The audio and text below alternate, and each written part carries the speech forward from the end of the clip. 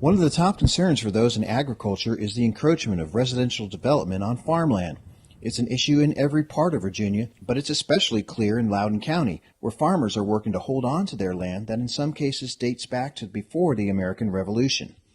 And they've been given a new tool to make that happen.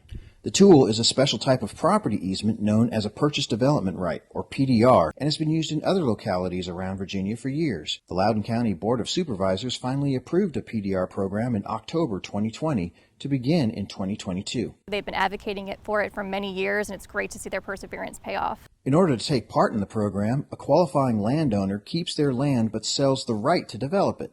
Then the PDR program allows local governments to use local and state funding to purchase those development rights and restrict how the property can be used in the future. This process allows landowners to be partially compensated for setting aside their property solely for agriculture or open space purposes.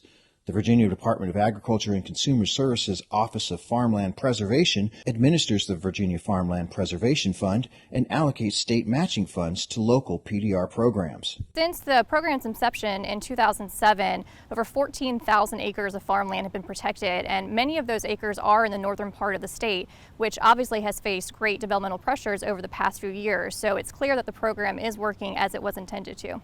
On average, for every $1 in taxes paid, a house requires $1.16 in local services, as compared to farms and forest land that require only 37 cents. So it really is a good deal. There were a lot of groups out here that were really concerned about how rapidly we were losing our farmlands.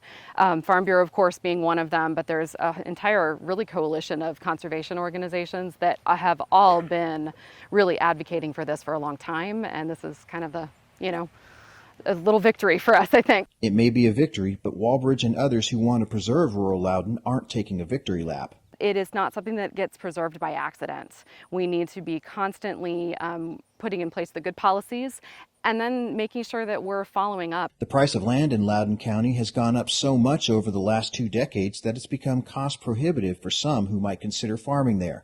The PDR program can help with that, according to longtime Loudoun farmer Sarah Brown. There's an opportunity for people who want to own the land and not use it necessarily to do a low-cost lease to young farmers in the area who could never afford to buy that property themselves. As a member of this community, that's what I see as the value of the PDR program, is allowing more younger people to become involved at a lower cost to them, a lower upfront cost to them.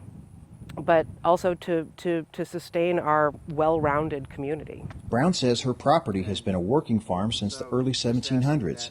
She knows change is inevitable, but agriculture can still be an important part of the county's character growing forward. I think that we've seen the tip of the iceberg in terms of what agritourism and agriculture more traditionally is and can be in Loudoun County.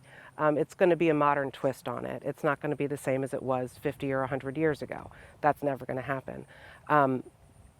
But what I'd like to see is more investment in those